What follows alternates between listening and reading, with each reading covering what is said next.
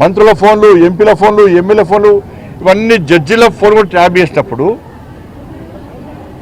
కేసీఆర్ కుటుంబమే ఈ దారుణానికి పాల్పడ్డప్పుడు మరి కేసీఆర్ కుటుంబాన్ని వాంగ్మూలం కోసం పిలిచిర్రా?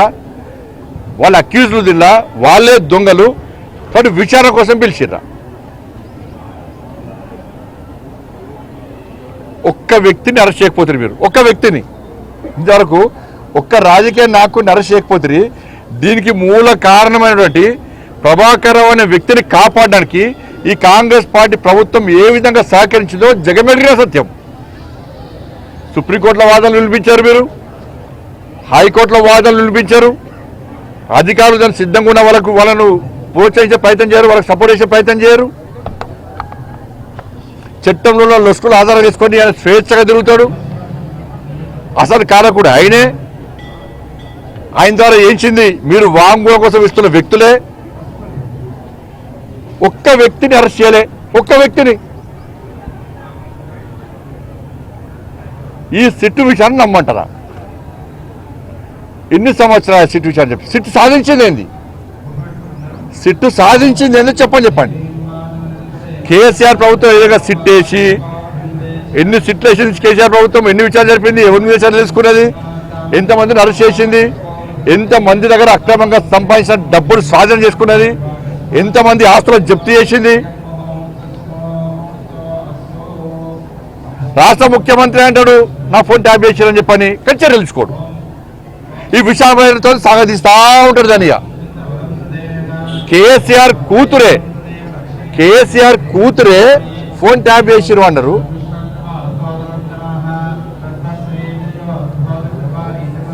కేసీఆర్ అల్లుడు హరీష్ రావు గారు చాలా ఒక సంవత్సరం పాటు ఆయన ఫోనే వాళ్ళే, ఆ విషయం అందరూ తెలుసు.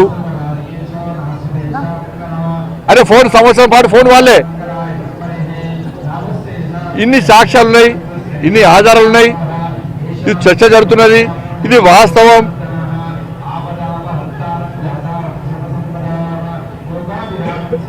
ఏమైంది? కేసీఆర్ ప్రభుత్వంలో ఈ సోషల్ మీడియా ద్వారా ఈ టెక్నాలజీ విషయంలో అవగాహన లేని భిక్షాటన చేసే వ్యక్తి కూడా, ఇవాళ భిక్షాటన చేసే వ్యక్తి కూడా ఫోన్ ఉంటుంది.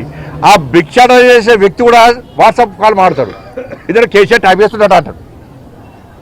భిక్షాటన చేసే వ్యక్తి కూడా వాళ్ళ భార్యతో కానీ వాళ్ళ కుటుంబ సభ్యులతో నార్మల్ కాల్ మాట్లాడాలంటే భయపడే పరిస్థితి, అంత దారుణమైన ఘోరమైన పరిస్థితి కేసీఆర్ ప్రభుత్వం హయాంలో. ఇది వాస్తవం. అంటే కేసీఆర్ టెక్నాలజీ పెంచిండు పాపం, అందుకే ఫోన్ ట్యాప్ చేసినట్టున్నాడు. మధ్యలో టెక్నాలజీ అవగాహన కల్పించడానికి చేసినట్టుండదు. ఇంత దారుణం జరిగితే మళ్ళీ దొంగలనే పిలిచి మీ ఫోన్ ట్యాప్ చేసిర్రు తెలుసా, ఈయన చేసిండు, ఆయన చేసిందే వాళ్ళని తీసుకొచ్చి మీరంటే ప్రభుత్వం చిత్తశుద్ధిని ఇవాళ ఏదో బయటపడ్డది. ఇవాళ అంటే ప్రభుత్వానికి కేసీఆర్ కుటుంబాన్ని అరెస్ట్ చేసే దమ్ము లేదు వీళ్ళకు. ఈ టైంపాస్ విచారణను ప్రజలు హర్షించరు. సిట్ అధికారులకు స్వేచ్ఛనివ్వండి, వాళ్ళ మీద మీ ఆజమాయిషి చెలాయించకండి, మీ జులుం ప్రదర్శించకండి. మంచి అధికారులు, సిట్ అధికారులు, వాళ్ళ బ్యాక్గ్రౌండ్ తెలుసుకున్న నేను అధికారుల విషయంలో వాళ్ళకు స్వేచ్ఛనివ్వండి. ఈ ప్రభుత్వం ఇట్నే వ్యవహరిస్తే ఆ సిట్టు విచారణ చేసే అధికారులు కూడా మాకు ఈ విచారణ వద్దు, ఏమొద్దని చెప్పి పారిపోయే పరిస్థితి వచ్చింది. వాళ్ళు కూడా ఈ ప్రభుత్వం వ్యవహరించాలి. వాళ్ళ నిజాయితీగా పనిచేసే అధికారులు కూడా విచారణ చేసే పరిస్థితి లేదు. వాళ్ళ వాట్సాప్ చాటింగ్ ఉంది వీళ్ళ దగ్గర, ఇంకేం ప్రూఫ్ కావాలి? మీ దగ్గర ఆధారాలు ఉన్నాయని చెప్పి అన్నారు. నన్ను సిట్టు విచారణ పిలిచిన్నాను, పిలిచినప్పుడు ఇగో ఫలానా రోజు ఫోన్ ట్యాప్ జరిగింది, నీ ఫోన్ వీలు చేసిండ్రు, నువ్వు ఫలానా వ్యక్తిలో ఫోన్ చేసినావు, నువ్వు ఇది మాట్లాడినావు, నువ్వు ఇది జరిగింది అని చెప్పి నాకు మొత్తం చెప్పారు. నాకు అంటే ఆధారాలు ఉన్నట్టే. నన్ను విచారణ పిలిచి ఇప్పటికీ 3 నెలలు 4 నెలలు అయింది, ఇప్పటికి ఎక్కువ 6 నెలలు అయింది. 6 నెలలు కూడా పిలిచి మరి చర్యలేవి? ఇప్పుడు ఏం చేస్తారు? హరీష్ రావు గారు పిలిచారు, కేటీఆర్ గారు పిలిచారు. ఈ వారం రోజులు అలచలు చేస్తారు. ఇక మళ్ళీ ఒక 3 days తర్వాత మళ్ళీ సిట్టు విచారణ క్లోజ్, మళ్ళీ పట్టించు సిట్టు గారు మనిషి, మళ్ళీ కొత్త టాపిక్ వస్తుంది, కొత్త ఇష్యూ వస్తుంది. ఈ ఫోన్ ట్యాపింగ్ పక్క పోతుంది, మళ్ళీ వేరే ఇష్యూ వచ్చినప్పుడు చేస్తారు, మళ్ళీ ఫోన్ ట్యాపింగ్ సిట్ మళ్ళీ కూర్చుంటుంది. మళ్ళీ ఇద్దరు ఉడిపిస్తుంది. మళ్ళీ విచారణ పేరుతో మీడియాలో హంగామా, పేపర్లో హెడ్లైన్స్, టీవీలలో బ్రేకింగు, మళ్ళీ రెస్టు, మళ్ళీ కథ మళ్ళీ స్టార్ట్. వాళ్ళకి అనుకూలమైన ప్రభుత్వానికి ఏదైనా సమస్య వచ్చినప్పుడు, అవినీతి ఆరోపణలు వచ్చినప్పుడు దాన్ని డైవర్ట్ చేయడానికి ఈ సిట్ అనేది ఆయుధంగా మారింది వాళ్ళకి. ఇంతమందిని మాలాంటి వ్యక్తులు ఇంతమందిని విచారణ జరిపారు.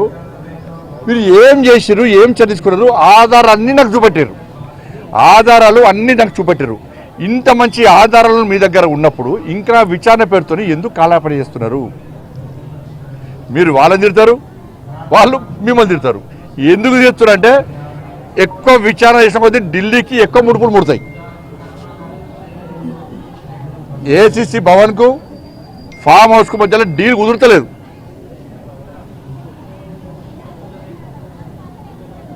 ఆ డీల్ కుదరకపోవడం వల్లనే ఇదంతా తతంగం, ఈ టైంపాస్ విచారణ జరుపుతూ ఉన్నారు వీళ్ళు.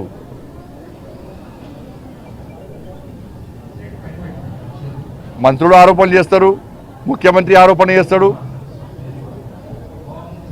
అరే ఒక జడ్జిల ఫోన్లు విన్నరు అంటే ట్యాపింగ్ జరిగింది, ట్యాప్ చేసిరు అంటే ఇంతకంటే దారుణమైన విషయం ఏముండదు. ఇక సామాన్య ప్రజలు ఎవరు చెప్పుకుంటారు పోయి? సిరిసిల్ల కేంద్రంగా జరిగిన దాని మీద కనీసము ఇంతవరకు స్పష్టం చేసిన దాఖలు. సిరిసిల్ల కేంద్రంగా జరిగిందని అనేక సందర్భాలు చెప్పాను నేను.